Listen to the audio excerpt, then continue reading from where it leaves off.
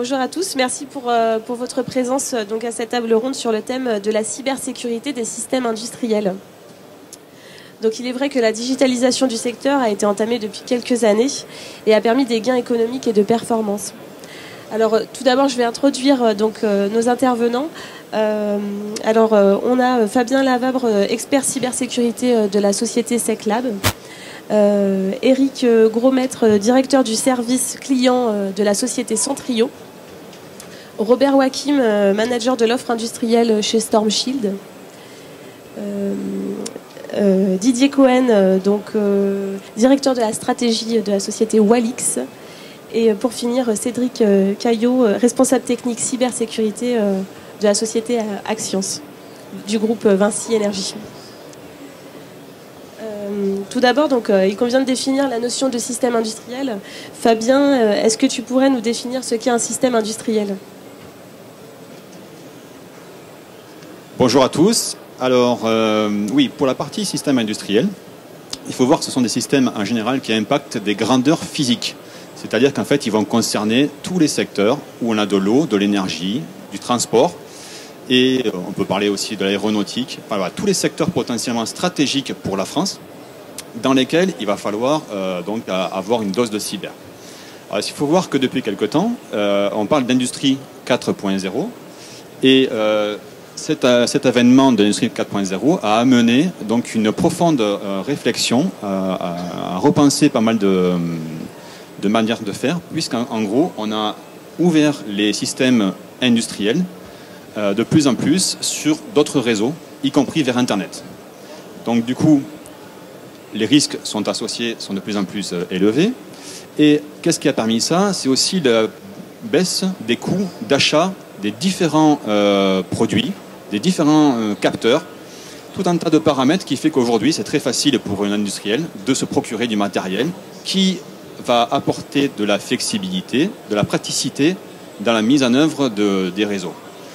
Le problème, c'est que du coup, en interconnectant ces réseaux, qui maintenant est devenu quasiment obligatoire, on assiste à une augmentation des risques, des attaques, qui sont, je dirais, la plupart du temps ciblées ou de manière massive.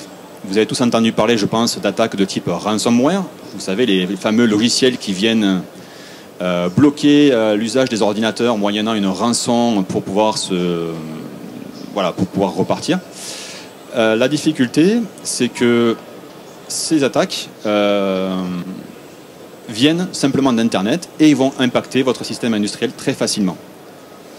Du coup, pour continuer à introduire la thématique, il est vrai que dans le secteur de la cybersécurité, on oppose régulièrement le système ouvert, le système, on va dire, classique de l'informatique technologique au système opérationnel.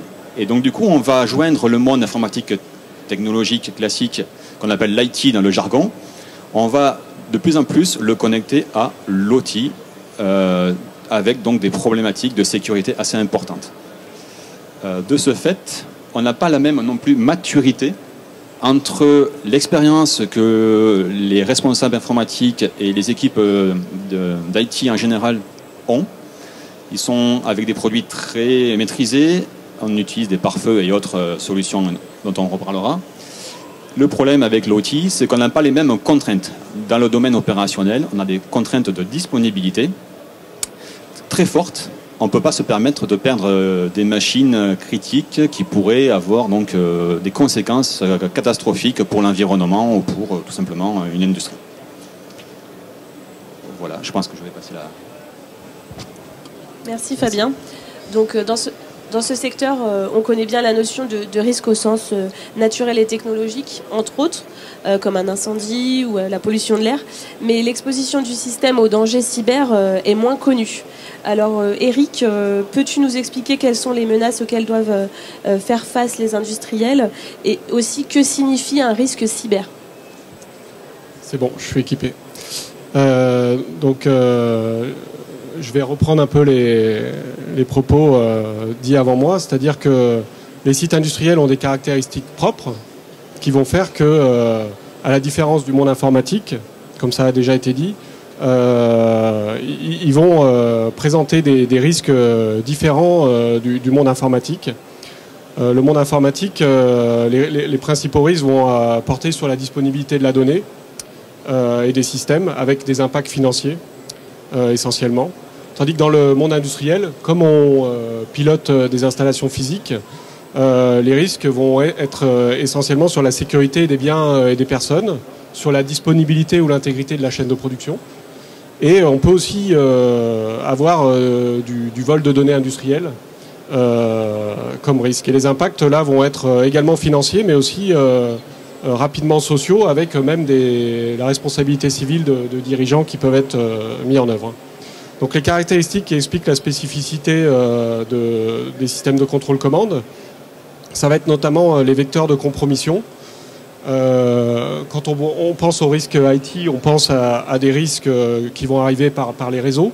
Mais dans le monde industriel, on a énormément d'intervenants sur les sites. Et donc il va y avoir beaucoup de risques liés à de multiples vecteurs. C'est idiot, mais il y a encore beaucoup d'utilisation de clés USB. Donc on a des malwares qui peuvent être diffusés juste par des disques qui peuvent être mis sur l'outil de production en direct. Il y a aussi énormément d'intervenants, beaucoup de connexions depuis l'extérieur pour de la télémaintenance et énormément de prestataires de services qui, comme ça a été dit aussi préalablement, sont là pour assurer une continuité opérationnelle. Et donc quand on doit assurer la continuité opérationnelle, parfois on prend des raccourcis qui vont exposer à des risques. Ce qu'il faut dire aussi, c'est que les systèmes utilisés n'ont pas été conçus pour lutter contre les malveillances. Ils ont été conçus pour assurer la continuité de production et la sécurité justement des biens et des personnes. Et donc ils vont être sensibles à ces risques cyber. Il faut aussi dire que les protocoles utilisés dans les communications entre ces équipements ne sont pas des protocoles communs et sont souvent propriétaires. Et donc toutes les méthodologies mises en place dans l'IT ne vont pas pouvoir être utilisées dans le monde industriel. Ou en tout cas, ça va être plus compliqué de les utiliser. Et enfin, le monde industriel va aussi présenter des événements à surveiller, comme l'arrêt de production, qui sont particuliers au monde industriel, qui peuvent pas être surveillés comme dans le monde IT. On ne surveille pas l'arrêt de production comme une attaque, dans le monde informatique. Donc les cyberattaques du monde industriel vont être, on peut les résumer en fait par des événements redoutés. On va travailler avec les opérateurs pour envisager en fait ce qui peut arriver sur leur site industriel. Et cette notion d'événements redoutés, on va les lister avec des scénarios de menaces. Et ces scénarios et ces événements redoutés vont en fait caractériser le risque industriel. Et ces différents scénarios, vous en avez tous entendu parler. Donc on peut, je vais en citer 3. Il y a le vol de la propriété intellectuelle, par exemple. Quand on accède au programme qu'il y a dans les automates qui vont piloter ces chaînes de production, on accède à la propriété industrielle. On peut avoir accès notamment au secret d'industrialisation. On a aussi le sabotage industriel pour des motifs de concurrence ou autres. Et on a aussi le déni de service qui va avoir pour but d'arrêter la production. Donc tous ces risques cyber vont demander à l'attaquant de s'insérer dans le réseau industriel qui deviendra le vecteur de l'attaque. Voilà. Merci Eric. Donc les récentes actualités en termes de cyberattaques montrent bien la vulnérabilité croissante des entreprises et des organisations, entraînant des interruptions de service, comme on l'a dit, de plusieurs heures et donc des conséquences financières colossales.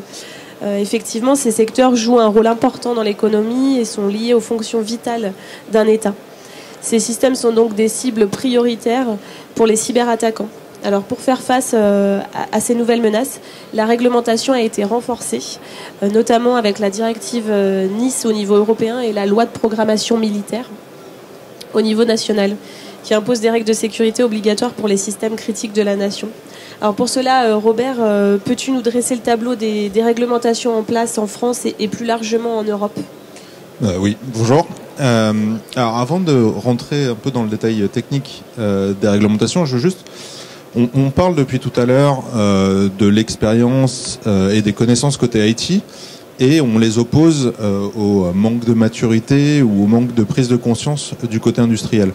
Et c'est ce qui a provoqué les créations des deux lois et réglementations dont je vais parler, donc la LPM et la NIS. Avant d'en parler, je vais juste citer Guillaume Poupard, qui est le directeur de l'Agence nationale de la sécurité des systèmes d'information en France. Et concernant les réglementations et concernant la NIS, il nous dit il n'est pas question d'être dans une logique de sanction, mais avant tout de faire de la pédagogie auprès des OSE, dont je reviendrai tout à l'heure dessus, afin de provoquer une prise de conscience et d'importance cruciale de la sécurité numérique, et de proposer des solutions concrètes et efficaces.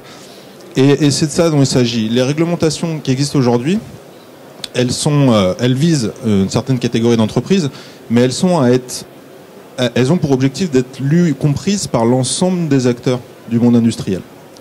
Donc on va commencer par la LPM, qui est la plus vieille des deux.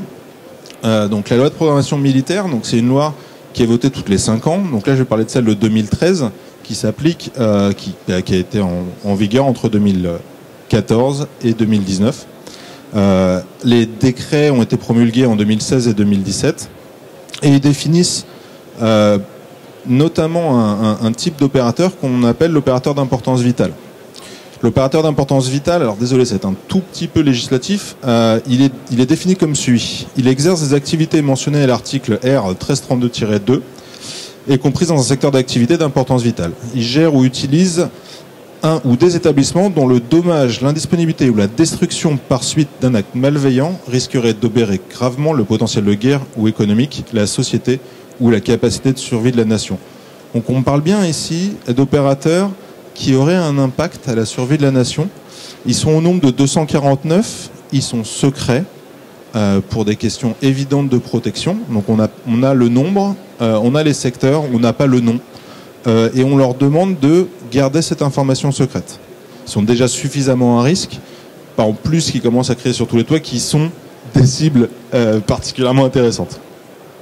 Si on rentre un peu dans le détail de cette LPM et de ces décrets, et notamment de l'article 22 qui va concerner la cybersécurité, on a 20 exigences qui sont regroupées en 5 catégories: la gouvernance, la maîtrise des risques, la maîtrise du SI, la gestion des incidents, la protection des systèmes.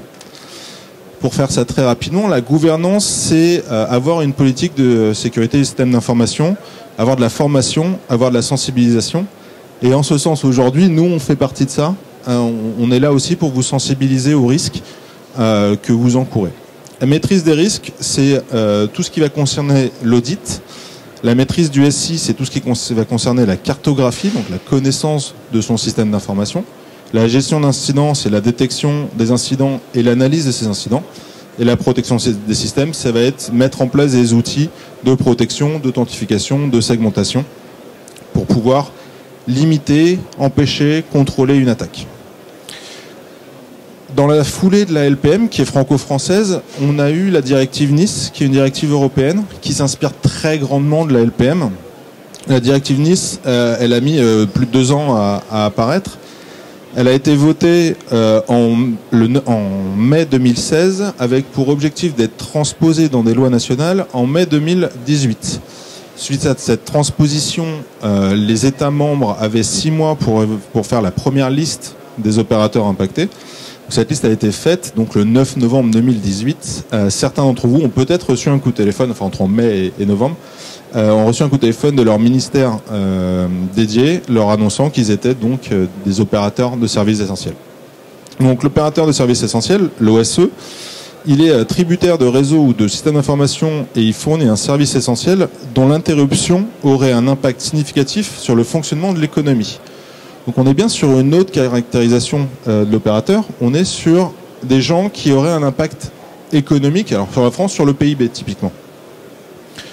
Donc on peut avoir des opérateurs industriels qui sont à la fois OIV et à la fois OSE. La liste OSE, elle est moins secrète que la liste des OIV, néanmoins elle est gardée dans des cercles un peu plus restreints. Il y a énormément de similitudes entre la LPM et la NIS. La NIS va créer 23 exigences regroupées en 4 groupes C'est assez intéressant d'ailleurs. C'est pas tout à fait les mêmes. On a de la gouvernance, on a de la protection, on a de la défense et on a de la résilience. Et quand j'ai lu les décrets et les arrêtés notamment français, je me suis rendu compte de la montée en maturité réglementaire par rapport à la situation. Et un des trucs les plus intéressants, c'est la partie défense est beaucoup plus mature et il y a une vraie séparation entre la gestion de crise, qui est dans la partie résilience, et la gestion des incidents. Et ça, c'est très important de bien faire la différence. Un incident, il doit être géré en continuité de service. Une crise, il va falloir monter une équipe spéciale pour gérer la crise. Et donc là, on a une rupture, ça se gère pas pareil. Et là-dessus, la NIS est beaucoup plus pertinente, à mon sens, sur le sujet. Je vais m'arrêter là, histoire de laisser un peu de temps de parole à mes collègues. Mais ce que je veux rappeler, c'est que oui, elle vise 249 organismes pour les OIV et 122, en tout cas en France, pour les OSE. En réalité, si vous êtes ni l'un ni l'autre, regardez quand même ce qui est conseillé, c'est pour nous, les experts de la cybersécurité, juste du bon sens. Hein. Il n'y a rien d'extraordinaire. On peut faire beaucoup plus. Donc voilà, c'est un premier, désolé, j'ai le mot anglais, premier step, première étape, voilà en français, dans la sécurisation de ces systèmes. Voilà. Merci Robert pour cet exposé. Alors face à cette réglementation, Didier, est-ce que tu pourrais nous expliquer les moyens organisationnels principaux à mettre en œuvre au sein d'une organisation ? Mais volontiers, Charlotte, merci. Bonjour à tous. Donc, il y a plein de moyens. Quand on parle de moyens dans la cyber, organisationnel, produit, on pense à quoi d'abord ? On pense à argent, budget, finance, voilà. Ben, moi, j'ai envie de vous dire, c'est pas la clé première. La première chose qu'il faut imaginer quand on pense cybersécurité, c'est un changement de mentalité. Ce qu'on voit, nous, en tant que professionnels de la cybersécurité, c'est que les patrons opérationnels, informatique, industrie, ils luttent en permanence pour faire en sorte que la cybersécurité soit prise par l'ensemble de la société au sérieux. Et c'est pas une problématique qui touche juste un RSSI, un patron de production. C'est une problématique qui doit toucher toute l'entreprise, du PDG jusqu'au dernier arrivé qui vient de pénétrer dans la société. Pourquoi ? Parce qu'en vérité, quand on a des attaques, eh bien c'est vers toute la société que ça se dirige. Et donc si on a une mentalité cyberprotection, à ce moment-là, on va être beaucoup moins vulnérable. Et ça passe par là. Le premier moyen pour faire en sorte que on protège son industrie, ses assets, c'est de prendre conscience au niveau de toute la société. Alors pour ça, il y a plein de façons de faire. Il y a de l'évangélisation, il y a de la pédagogie, il y a beaucoup de discussions à mettre en place avec les professionnels de la cybersécurité que nous sommes tous et qui sont ravis toujours de faire des discussions avec vous pour évangéliser ce métier qui est quand même un petit peu particulier. La deuxième chose, c'est que c'est vrai que la cybersécurité, au départ, elle est partie du monde informatique. Alors, à l'exception d'un certain nombre de spécialistes qui sont d'ores et déjà, dès le départ, partis sur l'industrie, la majeure partie des acteurs de la cyber sont partis sur l'informatique. Et on s'est rendu compte, comme l'a dit tout à l'heure Fabien, que les réseaux, industriels, ceux qui étaient à l'époque complètement étanches, ont dû s'interconnecter à l'Internet. Et à ce moment-là, sont apparues des problématiques d'attaque de cyber, puisque quand on n'est plus étanche, quand on est connecté au monde, eh bien oui, on est vulnérable. Alors en fait, ce qui se passe, c'est que la cybersécurité, elle aussi, elle doit muter. Elle aussi, elle est en train d'évoluer. Elle aussi, elle est en train de s'intéresser aux problématiques de l'industrie, parce que les problématiques de l'industrie sont très différentes en réalité, même si la finalité est la même. Les spécificités de l'industrie sont très différentes de l'informatique. On a des problèmes de place, on a des problèmes d'enjeux vitaux. Tout à l'heure, l'un de vous disait, s'il y a un problème dans la cyber industrielle, ce sont des vies qui sont en jeu, ce sont plus des informations. Il y a quand même une légère différence. Ça peut avoir des graves conséquences. Donc la cybersécurité, elle aussi, elle est en train de muter. Donc premièrement, changement de mentalité. Deuxièmement, mutation de la cyber. Et troisièmement, la façon de penser la cybersécurité doit s'envisager en amont. Et ça, c'est très très nouveau. Ça touche la totalité des industries, mais aussi les autres secteurs. Vous n'êtes pas les seuls. Pour se protéger correctement et pour avoir les bons moyens d'action, il faut penser la cybersécurité en amont de la conception de vos nouveaux systèmes d'information, de vos nouvelles chaînes de production. Alors évidemment, il faut protéger celles qui existent, ça d'accord, mais quand vous en créez de nouvelles, il faut penser cybersécurité by design. C'était l'un des thèmes du dernier FIC, parce que ça veut dire quoi ? Ça veut dire quand je crée un système d'information, quand je crée une chaîne de production, dès le départ, j'intègre la cybersécurité dans la conception. Je prévois les mécanismes qui vont me permettre de me protéger des éventuelles attaques. Et pourquoi il faut faire ça? Parce que si on ne le fait pas, il y a deux choses qui se passent. Quand on va se retrouver forcé d'agir, ça va coûter beaucoup plus cher, parce qu'il faudra repenser les processus, il faudra repenser la gouvernance, il faudra repenser tout. Et surtout, il y a des choses, enfin des attaques contre lesquelles on peut se protéger, qu'on peut parer by design et qu'on ne pourra plus parer si on s'est occupé de la cybersécurité post-design, après la conception. Donc changement des mentalités, prise en compte de la cybersécurité by design. Et enfin, dernier point dans les moyens, gouvernance, process, facilité, bon, penser en direct, et surtout, dernier point dans les moyens, partenariat. Ça veut dire quoi partenariat? Ça veut dire que les industriels qui fournissent des chaînes de production, les fabricants de cyber joignent leurs forces en ce moment pour vous proposer des solutions qui vont être à peu près optimisées pour vos besoins. N'hésitez pas à faire en sorte que vous puissiez pousser ces partenariats avec vos fournisseurs. Les sociétés comme les éditeurs demandent que ça. Et la troisième étape, donc, c'est d'avoir des vraies solutions parfaitement adaptées à vos besoins. Et la seule manière d'y arriver, c'est de faire des partenariats cyber-industrie. Voilà, à mon avis, les trois grands moyens qui vous permettent d'avancer dans la protection cybersécurité industrielle. Merci Didier pour cet éclairage. Cédric, peux-tu nous expliquer maintenant quelle est la gouvernance mise en place pour sécuriser les systèmes d'information de gestion et les installations industrielles dans les organisations pour lesquelles vous intervenez? Bonjour, merci pour la question. Je vais dans la continuité de Didier puisqu'il a parlé de gouvernance. Donc la gouvernance, c'est le côté moins fun pour les spécialistes de la cybersécurité, d'accord. Mais il est quand même assez compliqué d'avoir une réponse formelle à cette question, car autant on sait mettre en place une gouvernance de cybersécurité dans des SI de gestion, dans les entreprises, je dirais, traditionnelles, industrielles, autant il est plus compliqué d'intégrer en fait les équipes métiers industrielles dans cette organisation pour différentes raisons. Donc la question en fait principale à se poser, ce serait de savoir comment faire travailler les équipes IT et OT ensemble qui ont des cultures assez différentes. Il suffit simplement de prendre pour exemple les systèmes industriels IoT transverses. D'accord ? Il faudrait impérativement que les équipes IT et OT travaillent, en fait, collaborent sur des thématiques, je dirais, clés, comme justement les architectures IT OT transverses, mais également sur une gouvernance unifiée de la cybersécurité. Donc, je pense qu'il est primordial aujourd'hui de faire rapprocher les équipes IT OT entre eux en constituant dans une gouvernance cybersécurité un comité de pilotage en intégrant les équipes IT, alors que ce soit RSSI, DSI, les équipes OT, responsables de production, directeurs de site et surtout la direction générale avec en fait un leitmotiv qui serait une culture de risque commune et surtout un langage et un vocabulaire commun. Ensuite, pour répondre plus précisément à la question, je dirais qu'il n'y a aujourd'hui aucune règle précise en matière d'organisation. Nous, ce qu'on constate chez nos clients, c'est que dès qu'on aborde le sujet de la cybersécurité, ce sujet est souvent appréhendé par le responsable informatique ou le DSI local ou, si c'est des sites de production, par des directeurs de sites.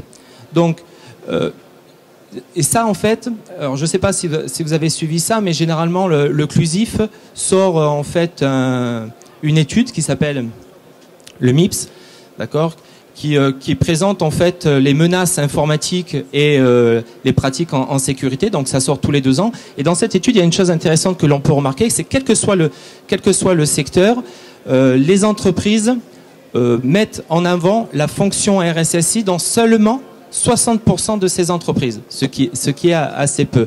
Donc, qu'est-ce qu'il y a à retenir là-dessus? En fait, 2 choses. 1, si le RSSI n'est pas identifié et attribué dans l'entreprise, alors à 2 tiers en majorité, en fait, cette fonction, elle est portée par le DSI.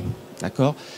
Ensuite, si par contre, cette fonction, elle est attribuée, alors le RSSI est généralement rattaché à la direction générale, on va dire à 2/3 pareil des entreprises, et surtout des entreprises de moins de 1000 salariés. Donc, pour conclure là-dessus, là où je veux en venir, c'est que il est important que, en fait, les équipes IT et OT convergent en fait vers une gouvernance unifiée, d'accord, avec un engagement fort de la direction en faveur, alors pour le coup, d'une politique de sécurité unifiée et transverse à tous les métiers, et surtout la mise en place d'un RSSI. Alors, RSSI temps complet ou temps partiel, hein, il peut y avoir débat là-dessus, mais qui sache guider en fait les équipes aussi bien IT, donc le DSI, qu'OT, à travers des responsables de production. Merci Cédric. Donc on a vu, donc pour faire face aux risques cyber, les mesures organisationnelles. On va parler maintenant de technologie. Alors je vais m'adresser à l'ensemble des intervenants. Quelles sont les solutions existantes pour sécuriser les systèmes et finalement comment être sûr qu'elles apportent une assurance suffisante ?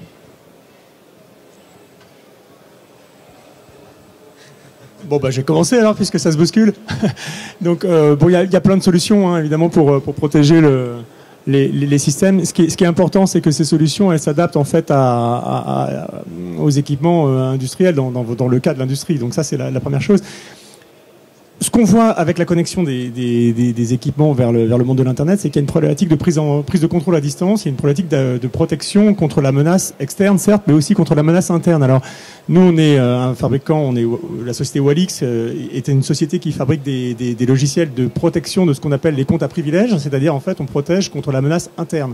Donc ça, c'est une solution, parmi tant d'autres, qui vous permet de garantir que finalement, si un administrateur, si une personne qui travaille sur vos chaînes industrielles, bah finalement, soit fait des malversations, soit fait un peu d'erreurs, mais en fin de compte, vous allez avoir les moyens de la tracer, d'auditer, de contrôler que finalement, bah, ces accès à privilèges sont bien gérés. Donc ça, c'est une première manière de se protéger. Il y en a plein d'autres, mais en voilà en tout cas une première. Merci. Moi, je vais parler de nos solutions, mais avant de ça, je vais parler des risques et ce qu'on appelle les surfaces d'attaque. Et de ce que c'est que la chaîne de protection. Surface d'attaque, c'est les différents moyens de rentrée. Il en existe 4. Elles sont découpées en 4 familles. Qui sont le réseau, le logiciel, l'humain et le physique. Et la chaîne de sécurité, c'est l'ensemble des moyens pour protéger contre ces surfaces d'attaque, pour augmenter la protection de ces surfaces d'attaque. Ce qui est important de comprendre en cybersécurité, le point crucial, c'est que c'est le maillon le plus faible qui va être exploité. Donc vous pouvez pas protéger un de ces secteurs, une de ces familles, et ignorer les 3 autres. Et c'est la raison pour laquelle on est 4 éditeurs aujourd'hui. C'est qu'on a des solutions pour une ou plusieurs de ces familles, mais c'est forcément un travail conjoint entre les éditeurs et entre les intégrateurs, les industriels et les clients finaux qui va augmenter vos surfaces d'attaque. Concernant Storm Shield, petite page de publicité, nous on fait des pare-feux. Les pare-feux ont pour rôle d'analyser le flux en direct et d'empêcher une attaque en la bloquant par une analyse de flux. Donc on va plutôt s'adresser à la famille des attaques réseau. Voilà. Merci.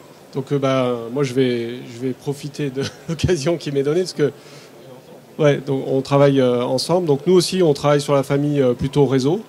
Donc moi, je travaille dans la société Centrio. On est éditeur d'une solution de surveillance des systèmes de contrôle commande.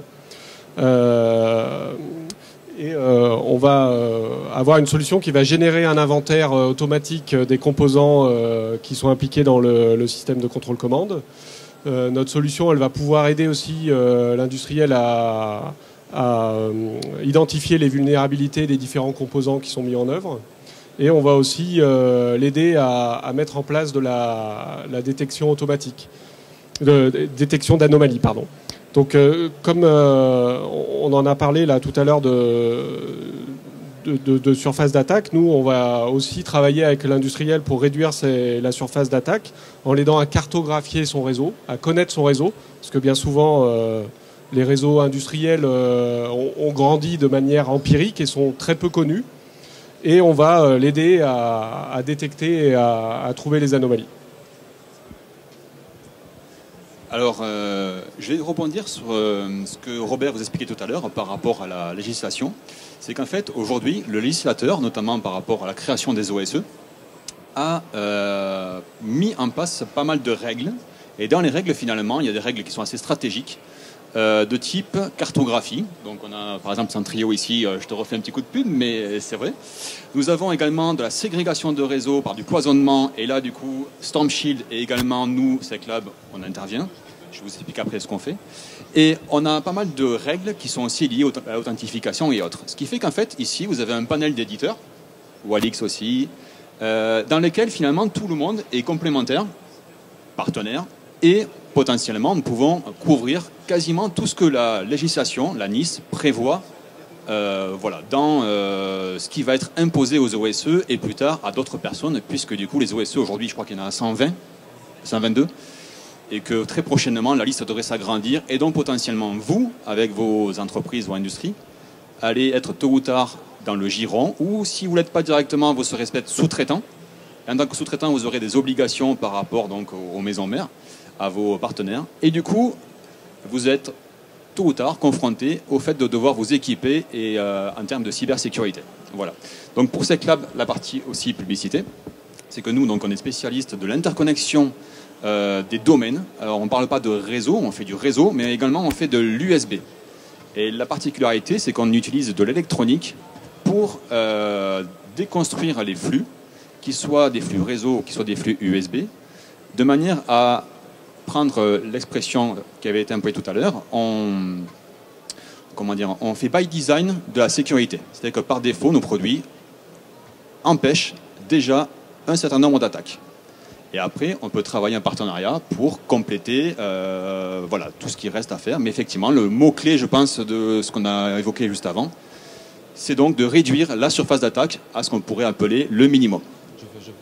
Je prends juste le relais pour apporter une petite continuité sur la partie gouvernance et préciser qu'effectivement la réponse aux enjeux industriels ne repose pas uniquement sur une approche basée sur des solutions techniques, mais également des approches opérationnelles et organisationnelles renforcées, et là Didier le soulignait, renforcées par un programme de sensibilisation interne, propre à nos équipes, mais surtout externe. Et là vient l'intervention de nos mainteneurs de systèmes industriels. Donc c'était une petite précision là-dessus. Et justement, dans la continuité d'une petite publicité, donc je fais partie de Vinci Energy, où on a deux marques, Axians, spécialiste Astiti, Actemium, le spécialiste de la Smart Industry.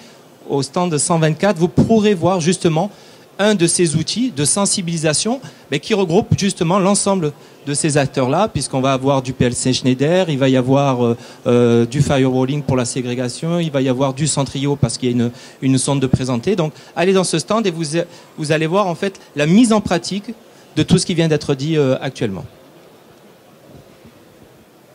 Et moi je vais rebondir sur ce que disait Fabien et sur les partenariats et la complémentarité. Il existe plusieurs salons dédiés à la cybersécurité. Un des plus connus, c'est le FIC. Au FIC cette année, Storm Shield et SecLab et Storm Shield ont présenté un projet qu'on a fait à la SNCF. On a cumulé les deux technologies. C'était la seule façon de répondre à la problématique de la SNCF sur la protection de l'interconnexion entre sa zone la plus critique et la zone juste à côté.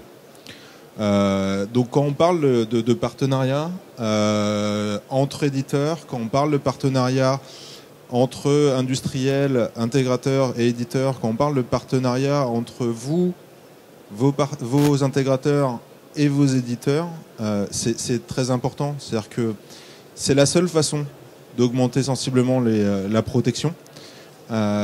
Et vous trouverez sur le marché des éditeurs qui vous correspondront, des éditeurs qui ne vous correspondront pas.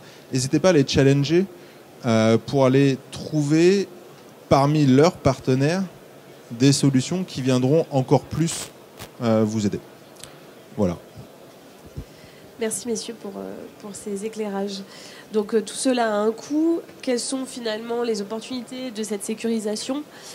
Pour conclure, Fabien, est-ce que tu pourrais nous expliquer rapidement en quoi la cybersécurité peut être un levier bénéfique pour les organisations et plus particulièrement pour les industriels? Alors oui, je vais ce qui a été dit là en quelques secondes. En gros, le levier bénéfique, c'est que finalement, en utilisant des solutions de cybersécurité, bien souvent, ça va vous permettre de la connaissance de votre organisation, puisque nos outils, soit par la cartographie ou par d'autres systèmes, vont vous permettre d'avoir une connaissance fine de votre système d'information ou de votre domaine technique opérationnel. Du coup, à partir de là, c'est beaucoup plus facile pour prévoir les déploiements de mise à jour. C'est un sujet actuellement assez intéressant, puisque du coup, je ne sais pas si quelqu'un peut intervenir de l'extérieur, mais bien souvent le problème avec ce qu'on appelle l'OT, c'est comment on gère, par exemple, les mises à jour efficacement, sans tout arrêter, et surtout comment on les diffuse. On les diffuse des fois par le réseau, mais des fois on ne peut pas par le réseau, parce que des machines sont déconnectées. Donc, adviennent d'autres problématiques. On peut avoir l'USB, mais l'USB est donc une attaque potentiellement physique. Est-ce qu'on doit faire confiance aux clés USB ou pas? C'est encore une autre problématique. Vous voyez, ça engendre d'autres problèmes. Donc, ce que je dirais, c'est que de manière générale, le rôle de la sécurité va être d'empêcher tout ce qui est négatif. On va faire en sorte de vous apporter du positif et du bon sens, surtout, à tout ce qui va être déployé. Donc, de manière positive, je dirais que la cyber, en dehors du rôle de protéger et donc de cloisonner et de sécuriser vos équipements industriels, de manière générale, cette sécurité va accélérer également, c'est le côté positif, le déploiement des processus de mise à jour ou de conformité avec la législation. Voilà. Merci Fabien.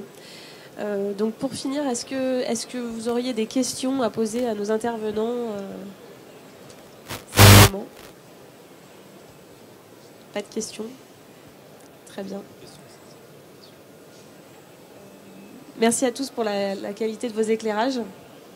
On espère que cette table ronde vous a apporté de nouveaux éléments sur la problématique cyber et nous vous souhaitons une bonne visite du salon.